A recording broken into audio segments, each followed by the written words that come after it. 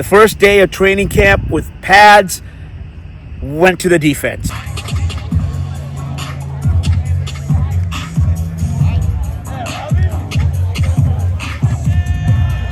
Seahawks tight ends, they do this every practice. Well, Cody White was in there, so I don't know. It's like a group of players. And Aurario was there. Well, he's a tight end, wide receiver.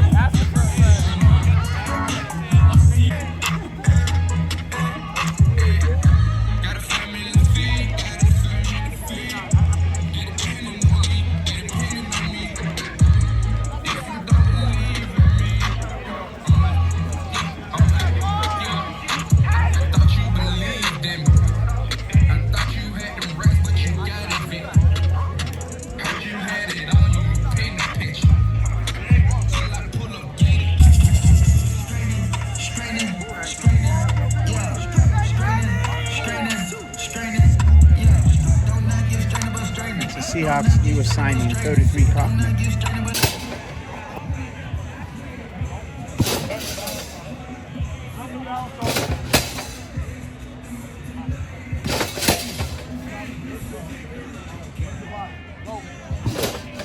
Right hand hips.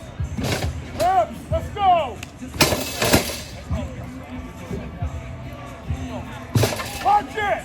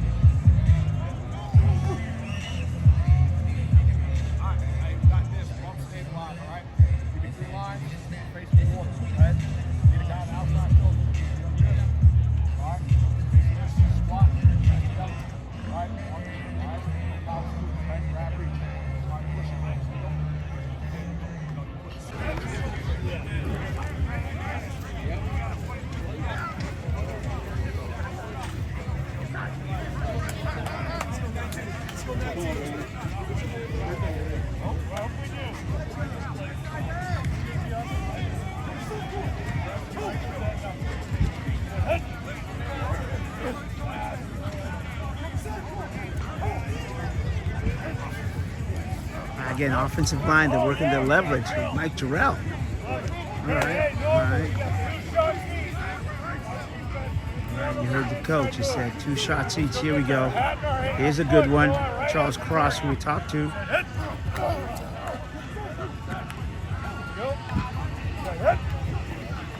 They're working on splitting to their left. Oliver Toomey, again, this is if they're running on the left side.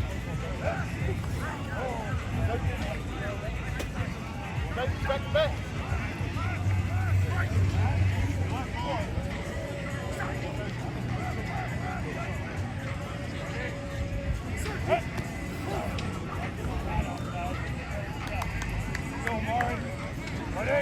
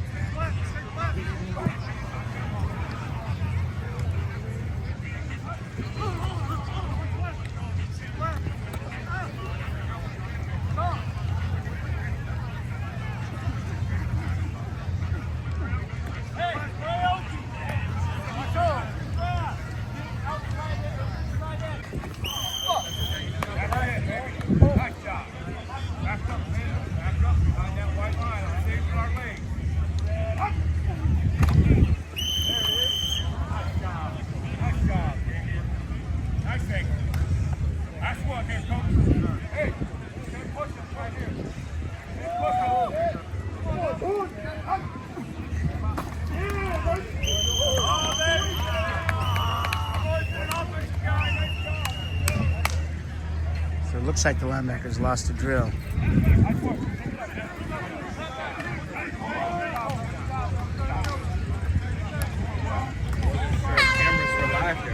Game pads. It was great practice. A little bit shorter practice, but really good. A lot of good situational work.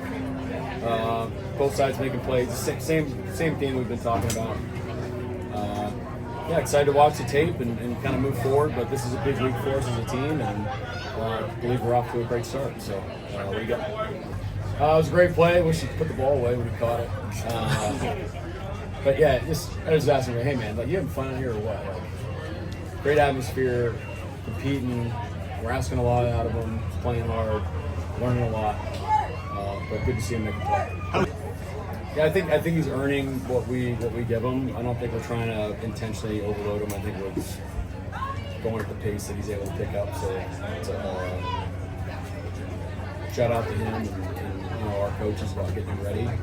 And we'll see. I mean, today's not necessarily live yet, but as we get into preseason games and how he retains it, we feel like we do well. We're going to have to start making those decisions later on in camp as we look to start the season. Yeah, it's obviously really unfortunate. We love Kenny, but it's an ACL. I mean, what he needs from us is our support, our prayers.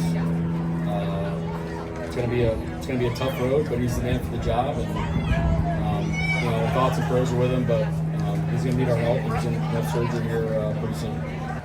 Well, we love the guys we have, and so that's a positive. I don't think you're always saying it's hard to say you're always deep in any position at any given point because how fast these things can happen. So, but Damien had a good day today. George has been doing a great job. So just we're excited about those guys. I'm not thinking in terms of a timetable before the preseason game. We're really thinking through the lens of, hey, this is a big week. Pads are finally on. We've just gone the last 4 months of saying, hey, when the pads come on, when the pads come on, when the pads come on. So now they're on. So now it's time to go. Now you can see, like, when we're playing real football, like, who can hold up when physically challenging. Pads on. I'm going to watch tape, but right now, no. Mike, in terms of setting an example, No knock on them, but we didn't run the ball very well today, so we got to be better. in terms of setting an example in competition, how are you seeing Cooper Kupp and let's say JSN, Jake Bobo set the tone for people like Cody White in terms of how they're practicing and being professional, stacking plays, as you would say? Well, it's terrific to Cody. He doesn't need. I mean, this guy is a tremendous practice player and a tremendous work ethic. But those veteran guys, I mean, Coop is just. I mean, I'm happy he's on our team. I mean, I just couldn't be happier to have him as a Seahawk. All the things he does on the field, the attention to detail, the work ethic, the attitude, the enthusiasm, just as a leader of the program too. That you can, like, he's seen a lot of great things, and he's got a lot of great ideas, and he's a guy that you kind of lean on when making decisions about what we want to do as a team as well. So I think he's definitely one of the top leaders on our football team. Yeah, I mean, I think it's the same thing since the beginning of time. Since sophomore football, like the first 2 days without pads on, and it's always the first day of pads always gets, the butterflies just a little bit more, the energy just a little bit higher. So that doesn't change. It's the same thing it was back when I was 9 years old as it is 9 years old. The coach about your leadership, JSN, and in the end, he said he's glad that you're on his team. Just how much do you pay attention now, all these years, about your leadership, intentionality, your practice, attention to detail? Yeah, so I think as the years have gone on, the shift that happens is just natural. You come in as a rookie and you are just trying to figure it out. You're trying to get through camp, being in a new city, and all the different things that come along with that. And you're trying to build yourself into being an impactful player for the organization.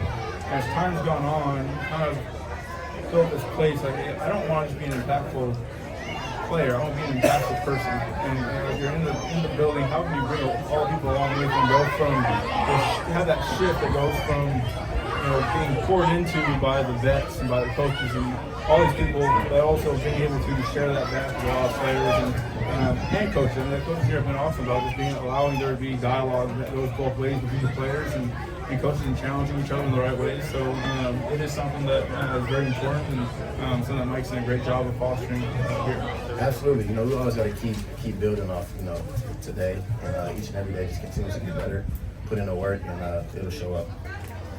First day is always crazy, you know, it's like you said with the pads, just trying to be physical, but, you know, use the technique that we were coached, and just go out and play our ball and really take care of itself. Okay, so there you go. You saw some B-roll. You heard from Mike McDonald. You also heard from Cooper Kupp and also Kobe Bryant.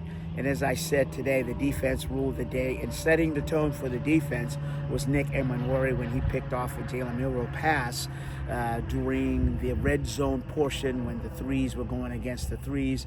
And then Reek Woolen also picked off a Sam Darnold pass as well. And as you can imagine, you know, the defensive line really set the tone. I know I said the DBs, but it's a defensive line that got pressure.